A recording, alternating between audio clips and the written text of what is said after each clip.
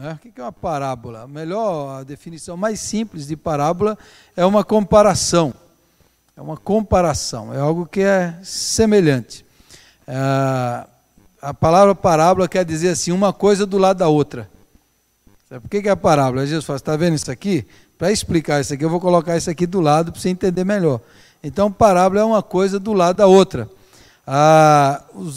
Assim, talvez o maior erro na interpretação das parábolas é você interpretar parábola como alegoria. Parábola não é uma alegoria. O que é alegoria? Alegoria é uma coisa no lugar da outra. Presta atenção, alegoria é uma coisa no lugar da outra. Parábola é uma coisa do lado da outra. Então, por exemplo, os erros nas parábolas é que você pega uma parábola e você acha que aquilo está no lugar, é uma alegoria, está no lugar de outra coisa. E Jesus está comparando. Por exemplo, antigamente o pessoal usava muito alegoria e hoje ainda usa, né? Tem muitos, de vez em quando eu vejo algumas pregações que o pessoal usa muita alegoria, não só em parábola, tem texto bíblico que não é alegórico, a pessoa faz alegoria. Então uma vez eu vi um pregador falando lá os 2 denários da parábola do bom samaritano. Vou dar 2 denários aqui, dá lá para o hospedeiro, cuida dele e quando depois eu volto.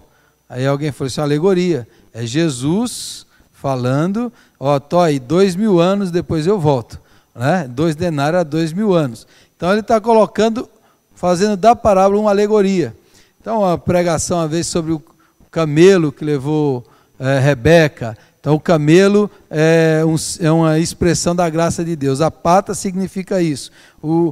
A córcova significa aquilo. Então cada coisa significa uma coisa. Isso é alegoria. Você só pode interpretar alegoria quando a Bíblia diz que é alegoria. Né? Uma coisa está no lugar da outra coisa. Parábola não é alegoria. Parábola não é alegoria. Parábola é uma coisa, é uma comparação, é uma semelhança disso com aquilo que Jesus coloca. Então você vai comparar isso aqui. Então, normalmente, e nem toda parábola você tem que comparar os detalhes. Você não pode ficar comparando às vezes detalhes, porque a parábola tem uma lição principal ou uma verdade principal. Então, certos detalhes das parábolas não podem ser levados ao pé da letra na comparação de algumas outras coisas.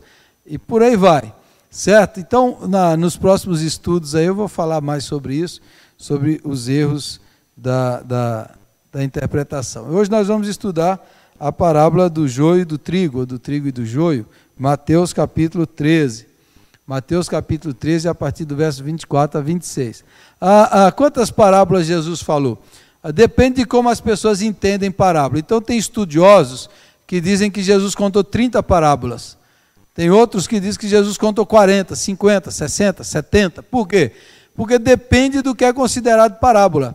Quando Jesus fala para alguém assim, deixa os mortos enterrar os seus próprios mortos. Alguns vão dizer, isso é uma parábola, porque ele está fazendo uma comparação. Outros vão dizer, não, isso não é uma parábola, isso é uma linguagem figurativa. Então depende de como entende parábola. Então no mínimo 30, no máximo 70. Jesus contou de parábolas. Depende de como você entende as parábolas. Só nesse capítulo 13 de Mateus, Jesus contou 7 parábolas. Tem 7 parábolas aí nesse capítulo 13 de Mateus, e essa daqui é uma das grandes parábolas, né? Tem parábolas grandes e outras menores. Essa é uma das grandes parábolas que Jesus contou, e eu vou ler aqui com os irmãos. Jesus lhes propôs outra parábola. O reino dos céus é semelhante a um homem que semeou boa semente no seu campo. É semelhante a um homem que semeou boa semente no seu campo. Mas enquanto os homens dormiam, veio o inimigo dele, semeou o joio no meio do trigo e retirou-se. Porém, quando a erva cresceu e deu fruto, então apareceu também o joio. Chegando os servos do dono do campo, disseram-lhe: Senhor, não semeaste boa semente no teu campo? Pois de onde vem o joio? Respondeu-lhes: Homem inimigo é quem fez isso. Os servos continuaram: Queres então que vamos arrancá-lo? Não, respondeu ele, para que não suceda que, tirando o joio, arranquei juntamente com ele também o trigo. Deixai crescer ambos juntos, até a ceifa. E no tempo da ceifa, direi aos ceifeiros: ajuntai primeiro o joio e atai-o em feixes para o queimar, mas recolhei-o no trigo no meu celeiro. Jesus contou essa, aí contou outras parábolas, aí passou alguns versos bíblicos, alguns versículos. Ele chegando na casa, então, deixado as turbas, entrou Jesus em casa. Chegando-se a ele, seus discípulos disseram: explica-nos a parábola do joio do campo. Ele respondeu: o que semeia a boa semente é o Filho do Homem. Agora Jesus vai explicar a parábola. Então, o homem vai semear. Quem é que semeou? Jesus Cristo, que semeou a boa semente. Ele é o Filho do Homem que semeou a boa semente. O campo é o mundo. Ele semeou a boa semente no mundo. O campo é o mundo. A boa semente são os filhos do reino. O joio são os filhos do maligno. O inimigo que o semeou é o diabo. A ceifa é o fim do mundo. E os ceifeiros são anjos. Pois assim como o joio é ajuntado e queimado no fogo, assim será no fim do mundo. Olha, nesse texto aí, Jesus já explicou tudo. A boa semente são os filhos do reino, o joio são os filhos do maligno, o inimigo que o semeou é o diabo, e a ceifa é o fim do mundo. Nesse daí, Jesus fala, nesta comparação, nessa história, Jesus apresenta muitas verdades bíblicas, muitas doutrinas bíblicas que nós chamamos, né? Jesus apresenta a doutrina, a verdade sobre o diabo, sobre a ação do diabo, sobre o diabo atrapalhando a obra de Deus. Jesus apresenta a doutrina dos anjos, a doutrina do juízo final, a doutrina da condenação e da salvação. Nesta parábola aí, nesses versículos, Jesus explica um monte de coisa. Numa historinha, né? Numa historinha simples, Jesus apresenta doutrinas fundamentais da fé para nós.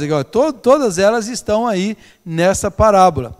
E serve para nossa reflexão, para nossa meditação. Aí continua: o Filho do Homem enviará os seus anjos, e eles ajuntarão do seu reino tudo que serve de pedra de tropeço e os que praticam a iniquidade, e lançá-los-ão na fornalha de fogo. Ali haverá o choro e o ranger de dentes. Então os justos brilharão como o sol no reino de seu Pai. Quem tem ouvidos, ouça. Então, nesta parábola, quais são as verdades apresentadas aí? Muitas, acabei de citar aí. O Senhor Jesus está semeando, o diabo vem aí, você fica pensando assim, mas eles dormiram, e Deus dorme. Diz que os homens dormiram lá. Enquanto dormiu, o diabo veio e semeou. Aí você fala assim, será que então Deus dorme? O Salmo diz que não dormita o guarda de Israel. Então perceba, como uma parábola, não dá para você pegar todos os detalhes e comparar e falar assim, não, se a parábola está falando que ele dormiu, ele dorme. Então Deus foi lá tirar uma soneca. Você entendeu? Não é isso daí. Você não pode levar ao pé da letra, porque essa não é a mensagem principal. É uma comparação. Agora, para nós, seres humanos, para nós, às vezes você olha e fala assim, o mal tem muito mal nesse mundo. Os filhos do mal, os filhos do maligno, parece que estão crescendo, está prevalecendo, parece que Deus está dormindo. Aí, sob a nossa ótica, você pode falar assim, você não pode afirmar, isso não é verdade, mas a ótica humana, nesse instante, é por isso que é a comparação. Tem salmos que o salmista fala para Deus, levanta, acorda, Senhor, né? Levanta, Senhor. O Salmo 73 mesmo fala isso. Levanta, Senhor, acorda do sono. Quer dizer, na perspectiva do salmista, parece que a maldade está crescendo tanto, o joio está prosperando tanto, que parece que deu uma cochilada. Mas não é isso. Mas na ótica humana dá. Então, nessa comparação, Jesus coloca isso. Agora, não leve isso daí como uma doutrina, como uma verdade, mas é uma comparação. Mas Jesus semeou lá. Mas o diabo está agindo, veja bem. O diabo está agindo. Tem um livro que dizia assim, o diabo está vivo e ativo no planeta Terra. Né? Essa parábola fala, está agindo. Ele vai lá e semeia nesse momento aí semeou, e aí semeou o joio. E qual é as verdades fundamentais dessa parábola? É o joio e o trigo. E mais, o joio parece muito com o trigo. O joio se confunde com o trigo. O que isso serve para nós? Aí o que nós devemos pensar hoje aqui. O joio é para a gente fazer um autoexame. Quais as lições principais? O joio. O que é o joio? É aquilo que parece bastante com o trigo, que cresce semelhante, está ali junto, crescendo.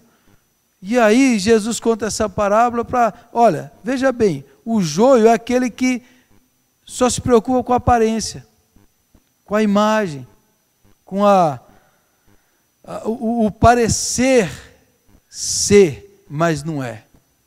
O joio é uma erva daninha, que a sua essência, ela não produz nada de bom. Ela não faz o pão, ela não produz o alimento.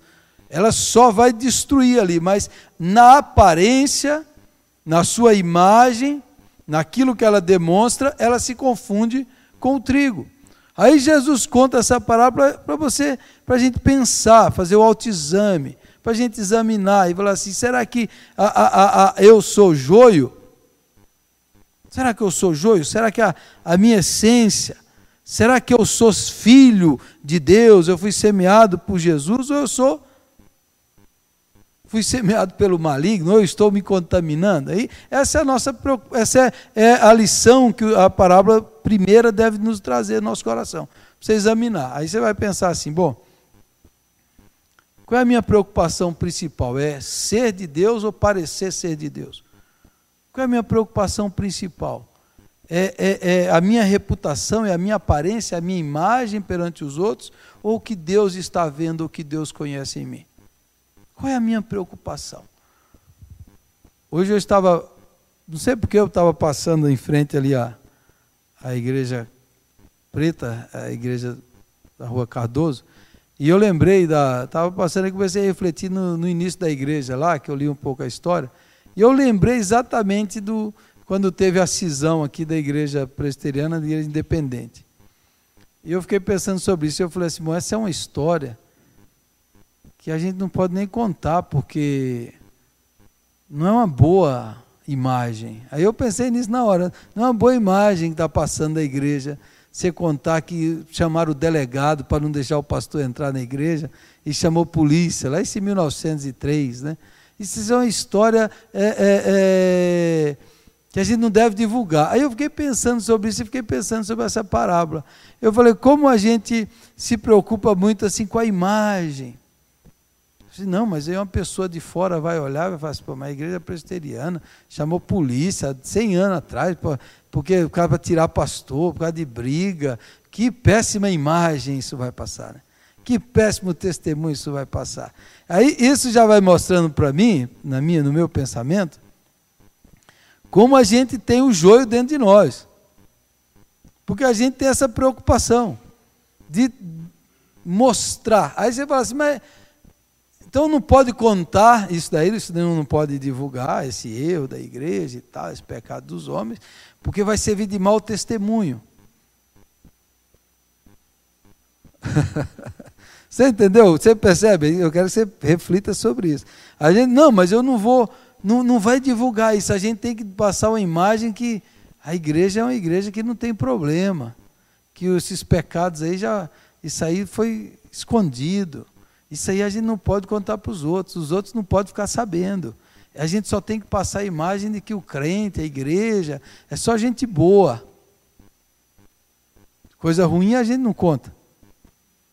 Você entendeu? Não, mas e a pessoa que não é crente? Ela não vai vir para a igreja. Então, ele não deve saber, a gente não deve demonstrar. É igual a história de um casal crente que morava em um prédio. E aí um dia alguém falou assim, nossa, vocês parecem que são tão felizes. Tem tanta paz. Aí ele falou assim, que bom, está vendo em mim que eu sou crente, né? Aí agora toda vez que ele via aquela irmã, ele estava morrendo de raiva, ele tinha que abrir um sorriso. E falar, ela disse que eu sou feliz com Jesus, agora eu tenho que mostrar que eu sou feliz. Aí ele via aquela irmã, ela vai olhar para mim e dar aquele sorrisão, pode dizer que eu sou crente, eu tenho que estar feliz agora. Aí isso é certo ou não é certo? Isso é válido ou não é válido? Você entendeu? Presta atenção. Mas tem que dar bom testemunho. Mas que bom testemunho que é esse? Qual é o lugar que a imagem, que a aparência ganhou no nosso meio? Qual é o lugar? E o Senhor Jesus está falando sobre isso, porque aí percebam, a semelhança da linguagem tem limites. O trigo pode ir virando joio, e o joio pode ir virando trigo, e o joio pode se converter. Mas o trigo também pode. Os filhos do reino lá, ele fala, quer que a gente arranque? Ele fala, não. Na hora que o trigo tem essa mentalidade de arrancar, de fazer juízo, de julgar, o trigo já está virando joio. Porque ele já está julgando, ele já está... aquela ideia de violência. Mas vamos ficar no joio primeiro. Percebam qual o lugar da aparência que tem entre nós. Da aparência. E eu pergunto para vocês, não é melhor para um novo convertido, quando chegar na igreja, ele já saber que ali na igreja só tem gente ruim, para ele não ficar iludido com ninguém?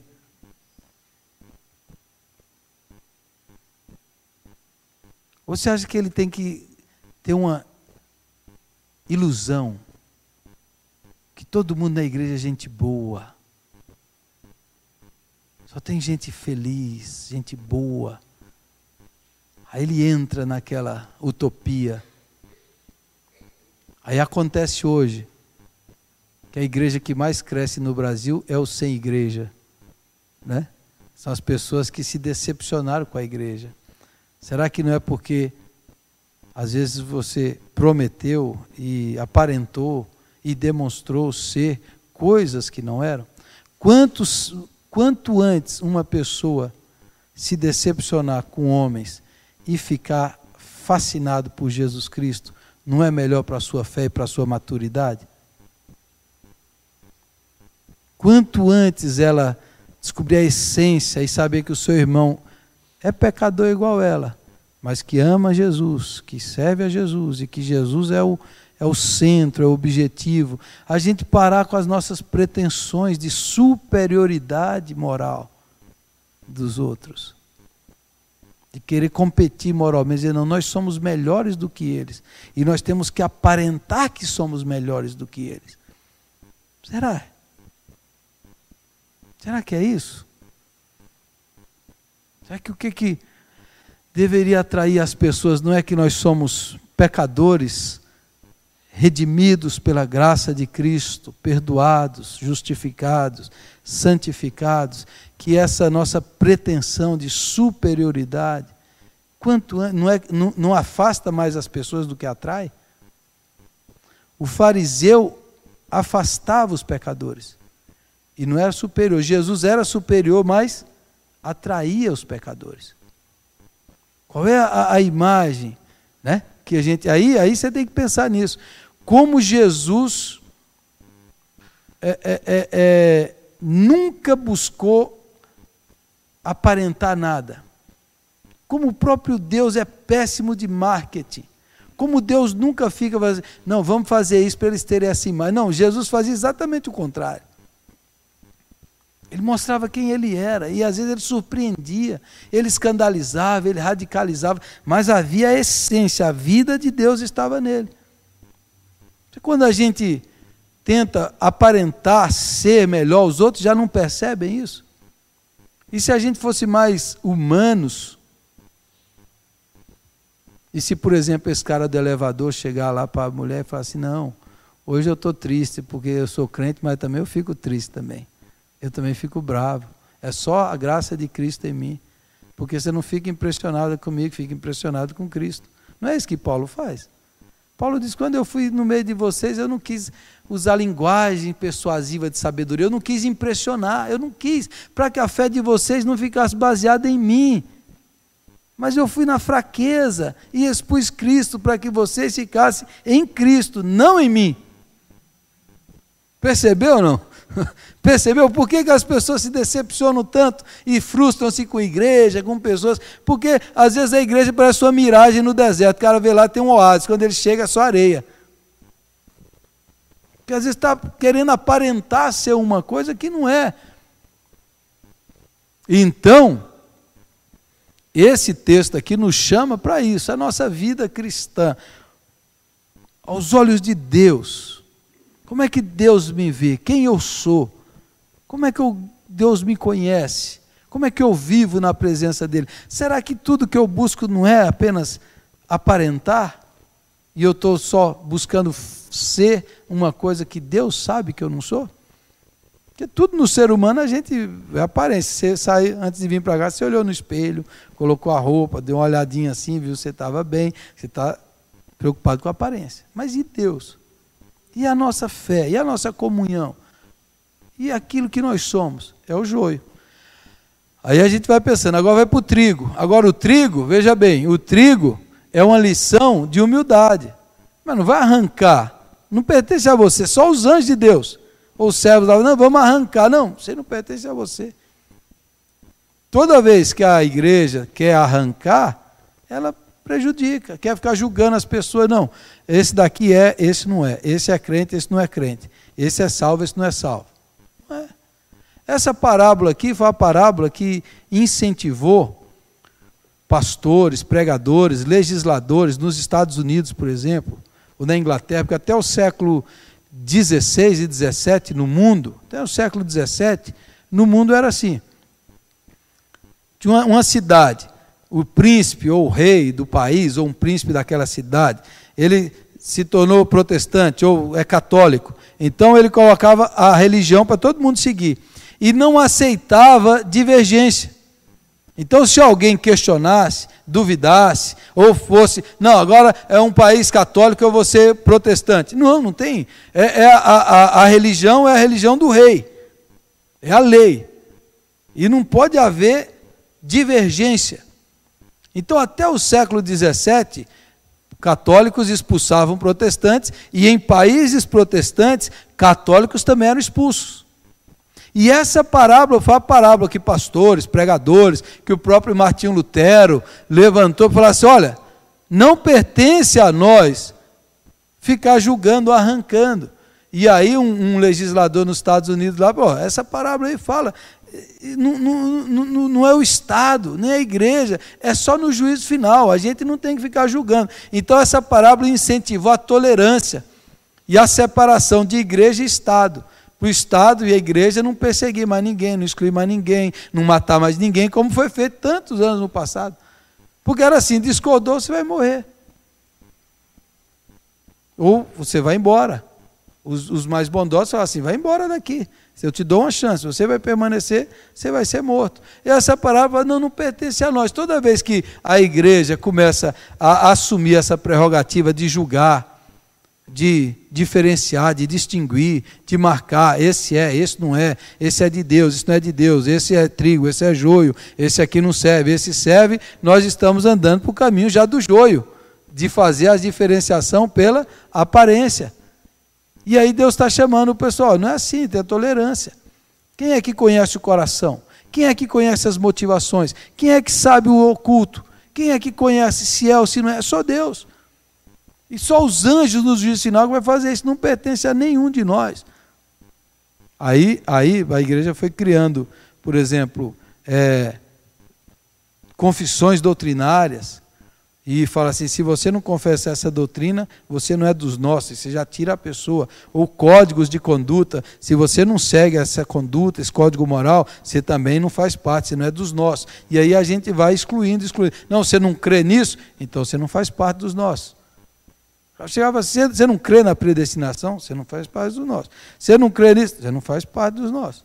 E o outro lado vai assim, não, você não crê? Você não faz parte. Aí você vai tirando, vai tirando. Jesus fala assim, ó, não deveria caber a nós, não deveria ser uma insistência nossa, nem da igreja, nem do pastor, nem do outro lá ficar julgando a pessoa, falar, não, esse aqui não serve, esse aqui não faz parte. E aí Jesus nos chama para paciência. Porque como é que a gente vai saber? Só no juízo final. É só quando o Senhor vier, e aí ele vai julgar, os anjos virão, e o Senhor vai mandar, e ele vai ajuntar e vai separar. Não cabe a nós ficar fazendo essa separação agora. Não cabe a nós ficar julgando, nem separando, nem dividindo, nem hierarquizando as pessoas. Não cabe a nós. Já viu igrejas que hierarquizam assim? Esse irmão aqui é do poder, esse é mais fraco, e esse aqui é fraquinho. Não é? A gente não tem essas coisas? Não, esse irmão aqui ele é crente de verdade, esse aqui não é crente. Ele é Denorex, né? Aquela antiga propaganda, Denorex, do shampoo anti-caspa, que parecia remédio, mas não é. Essa é bem antiga, né? Denorex, parece, mas não é. Ele parece, mas não é. Você fica julgando o outro. Quantas vezes eu já vi essas coisas? É um negócio que a gente precisa policiar. A gente ficava assim, pastor, mas o fulano ali, aquele não é crente não. Como é que você sabe? Mas pelos frutos conhecereis. Mas e a motivação, o coração dele? Quem é que sabe? Quem é que sabe? Eu já conheci gente que eu já fiz esforço para tirar ele da igreja, ele não saía. Né? E eu falei assim, por que esse fulano vem na igreja? Deve ter alguma obra de Deus no coração para ele vir. Como é que você vai julgar? Aí você vai, o cara está num processo, vai chegar a hora que ele vai se converter, ou ele vai crescer, ou ele vai ser liberto. Como é que você vai poder ficar arrancando e insistindo, e julgando, e condenando as pessoas que só Deus sabe? Agora, você prega a palavra, você expõe o evangelho, você ensina. Uma hora a exposição ao evangelho vai gerar conversão, outra hora não. Mas é um chamado para nós, primeiro tolerância, humildade e paciência. Para o trigo não virar joio. Eu lembro quando eu assisti primeira vez o filme A Paixão de Cristo, você vê lá Jesus sendo julgado pelo Sinédrio, e ele está lá. Caifás, Anás, todos eles, todos aqueles sacerdotes. Aí naquela mesma semana eu assisti o filme Lutero. Aí está lá Lutero sendo julgado pelos sacerdotes. As roupas são até parecidas. Só que Jesus era julgado pelos sacerdotes judeus. Agora Lutero está sendo julgado pelos sacerdotes cristãos. Aí eu fiquei pensando, em 1000 e poucos anos, aqueles mesmos sacerdotes judaicos já estão dentro da igreja com a mesma mentalidade inquisitorial, condenatória, essa ideia de limpeza, essa ideia de, não, o que vão dizer do nome da nossa igreja? Eu tenho medo disso. Não, o fulano está queimando o nome da igreja. Olha quem está indo nessa igreja aí. Aí você lembra, olha quem está sentado do lado de Jesus, ladrão, prostituta e publicano. Jesus andava muito mal acompanhado. Essa ideia, assim, não, precisamos limpar a igreja, purificar a igreja. Precisamos zelar pelo bom nome da igreja. Eu tenho medo dessas conversas, isso me cheira um farisaísmo. Toda vez que chega, me cheira não, precisamos separar, limpar a igreja tem que dar uma peneirada. Uma peneirada. Tem tanto nome de igreja estranha, alguém precisava criar uma igreja assim, igreja curva de rio, onde só para a tranqueira. Essa é a melhor igreja de Jesus. Essa é a melhor igreja de Jesus. Porque Jesus só andava com tranqueira. Essa é a melhor igreja de Jesus. Agora, a igreja com esse negócio de santarrões, vamos zelar pelo nome da igreja. Aquele fulano é daquela igreja, essa igreja só tem... Aí como disse o cara lá, a igreja só tem hipócrita, e sempre cabe mais um, você é bem-vindo, seu hipócrita, safado. Porque a mentalidade do joio, é a mesma mentalidade de Caifás, é a mentalidade de Tetzel, do Papa, é a mentalidade do joio, de zelar pela aparência, de zelar pela reputação, pelo nome, o que vão dizer da gente, o que vão dizer de Jesus, comendo com prostituta, entrando na casa de Zaqueu, tocando num leproso, o que vão dizer de Jesus? O que vão dizer de nós? Vão dizer, a melhor coisa que pode dizer da igreja é que era amiga de pecadores. Porque Jesus foi amigo de pecadores. não de pretensos justos. Então, essa parábola é um chamado para nós. Para a humildade, para a paciência, para a tolerância. Um chamado para a gente cuidar do nosso coração, para a gente autoexaminar, para se olhar para dentro e falar assim, será que eu sou joio? Será que tem dia que eu tô bravo com a minha mulher e briguei e estou indo para a igreja e falo, agora vamos sorrir que a gente vai entrar na igreja agora. Vamos pôr roupa de ver Deus. Vamos agora fingir que está todo mundo bem agora. Aí você dá aquela aparentada de crente. Será que a nossa espiritualidade é do trigo, que é a essência? A essência é o evangelho de Jesus dentro de nós. É quem eu sou de Deus, eu sou de Cristo. Cristo habita em mim. E mesmo quando eu estou mal, eu sei que Cristo habita em mim. E a melhor coisa da minha vida é Cristo em mim, não é eu. Não é a minha moral, não é a minha ética, não é a minha conduta, não é nada disso. A melhor coisa da minha vida é Jesus habita em mim. E eu quero que os incrédulos vejam Jesus em mim. Até quando eu estiver mal. Ele vai ver, por quê? Porque Jesus está em mim. Jesus está em mim. Então, essa é a conversa que a gente tem que ter. Eu nunca lembro, um dia um rapaz depois começou a frequentar a igreja que eu pastoreava lá, e ele não queria mais saber de igreja, e na minha igreja começou a ir. E ele disse, eu falei, por que você ficou nessa igreja? Ele falou, não, porque no primeiro dia que eu cheguei, eu fui lá na porta e perguntei uma coisa para você. Perguntou para mim, na hora que eu perguntei para você, você não me deu resposta, você só olhou para mim e falou assim, o que você pensa sobre isso? Qual é a sua opinião? Naquele dia eu vi que você queria saber o que eu pensava, que a minha opinião era importante também, porque a maioria dos pastores, acho que só eles que sabem tudo e tem toda a razão, e eu vi que você queria ouvir o que eu tinha para dizer, então aquilo fez eu ficar na igreja. Então isso daí é a postura, a nossa postura de sempre ter resposta para tudo, de sempre ter explicação para tudo, sempre querer justificar tudo, sempre querer dizer, não, isso aconteceu por causa disso, por causa daquilo, sempre ter explicação, e a igreja devia ser mais humilde e falar, porque eu não sei.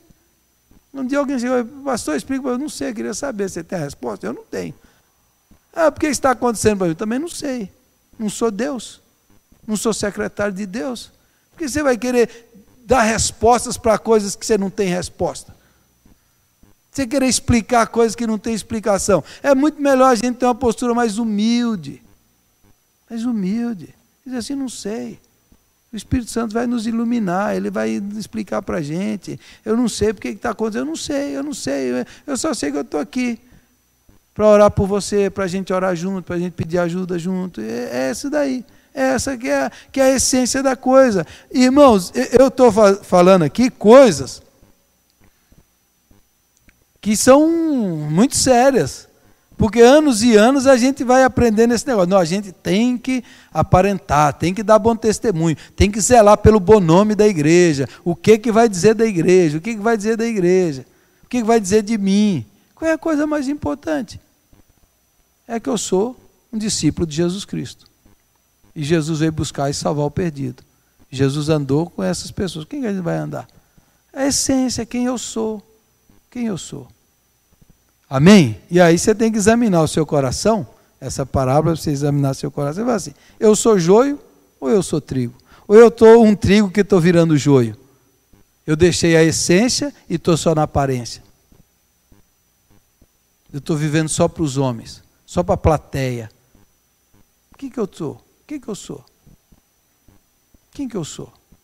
Domingo eu preguei sobre sexo. Eu falei, a igreja fazendo estardalhaço contra o homossexualismo.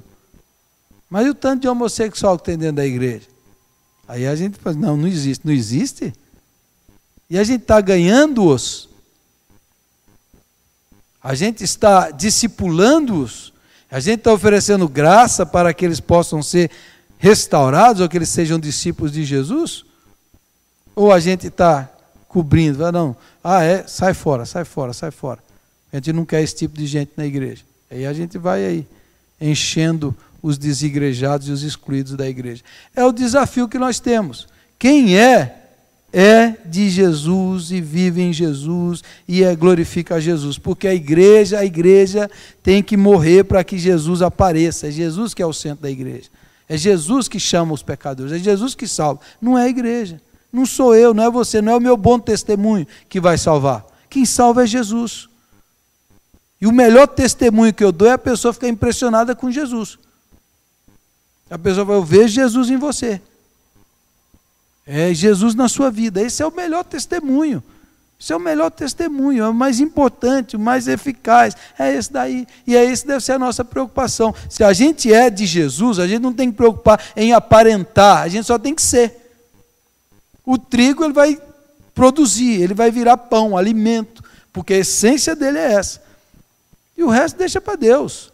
Deixa para Deus, mas o joio está crescendo. Vamos... Não, deixa para Deus. Eu não vou julgar ninguém, nem falar, deixa para Deus. Deus é que vai julgar. E os falsos profetas, de vez em quando eu falo, mas quem é que vai julgar? É Deus. Quem conhece é Deus que sabe, é Deus que vai mostrar, é Deus. Ele não precisa também explicar e saber de tudo, é Deus. Então, pastor, o senhor assistiu Edir Macedo? Não assisti, nem vou assistir, nem quero assistir. O que você não tem opinião? Não tem opinião. Não tem opinião. Por que eu tenho que saber e dar opinião sobre ele? Deus é que vai julgar. Por que outro? Se ele não prega o evangelho, já vai. O evangelho ele não prega. Mas é Deus que vai julgar. Antes eu queria saber de tudo, falar de tudo. Por que eu quero saber? É Deus que vai julgar. É Deus que conhece. Ai dele se tiver. É Deus que vai julgar. Então, isso daqui é uma parábola. Você seja trigo, seja de Jesus, tem essência do evangelho dentro de você. Deixa o restante para Deus julgar. E se você é de Jesus, você vai brilhar. A luz vai brilhar. Agora, se não é, aí você vai só aparentar. E o incrédulo vê isso aí longe e fala, isso aí é só aparência. É só aparência. Amém? Vamos orar? Vamos ficar em pé e vamos orar?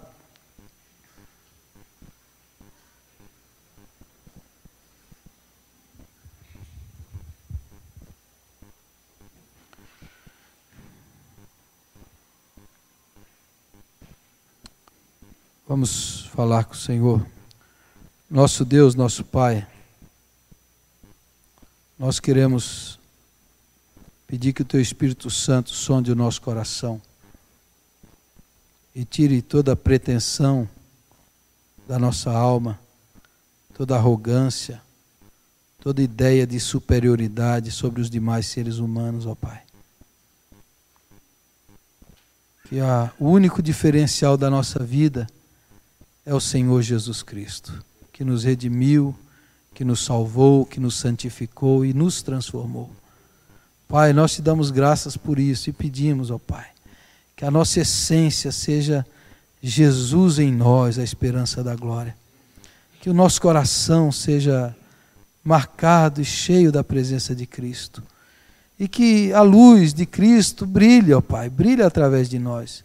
Nos liberte, ó Deus, dessas pretensões humanas, de aparência, de imagem, de reputação humana, de fazer média com as pessoas, de viver para a plateia, que nós possamos viver para a única plateia que é o Senhor, que conhece o nosso íntimo, que conhece o nosso coração. Livra-nos da hipocrisia, livra-nos, ó Deus, dessa fé fingida, falsa, hipócrita. Transforma a essência do nosso ser. Que Jesus Cristo seja a essência visceral da nossa alma. Que eu te peço, ó Deus, não nos deixes querer ser juízes de ninguém. Livra-nos disso, ó Pai, de nos colocarmos como juízes, julgadores, e que nós possamos, ó Deus, viver sendo gente de Deus nessa terra. Gente boa de Deus nessa terra apenas, ó Pai. E que a luz de Cristo brilhe através de nós, que o fruto frutifique em nossa vida, ó Pai. Que o fruto do amor, da graça, da bondade, da humildade, da paciência, frutifique em nosso coração. E que a luz de Cristo brilhe na igreja e através da igreja, meu Pai, demonstrando amor, graça e bondade. Livre-nos, ó Deus, dessa competição religiosa, dessa concorrência religiosa, de querermos ser melhores do que os outros, superiores, mais capazes, mais seres morais. Livra-nos disso, ó Pai. Que a nossa diferença seja Jesus Cristo. Que Jesus habite em nós ricamente, totalmente e plenamente. Que Ele viva em nós, fale através de nós. Que a vida de Jesus possa frutificar em todo o nosso ser. para a glória de Deus. Que essa seja a nossa essência. Eu te peço, ó Pai, perdoa-nos. Perdoa-nos, ó Deus, que o Senhor conhece as nossas mentiras, o Senhor conhece as nossas hipocrisias, o Senhor conhece o quanto nós fazemos apenas para aparentar para os outros. E o Senhor sabe, conhece o escondido e o profundo. Perdoa-nos, ó Pai. E dá, Senhor, e faz, ó Deus, que possamos viver na luz de Cristo sempre. Possamos viver a presença dele sempre, ó Deus. E que aquilo que impressiona os homens, ó Deus, seja a graça de Deus em nós. Essa é a minha oração, a oração pela igreja, por todos nós aqui. Guarda-nos, livra-nos, protege-nos, abençoa-nos, ó Pai, em nome e por amor do Senhor Jesus Cristo. É que eu oro e te agradeço. Amém, Senhor. Amém.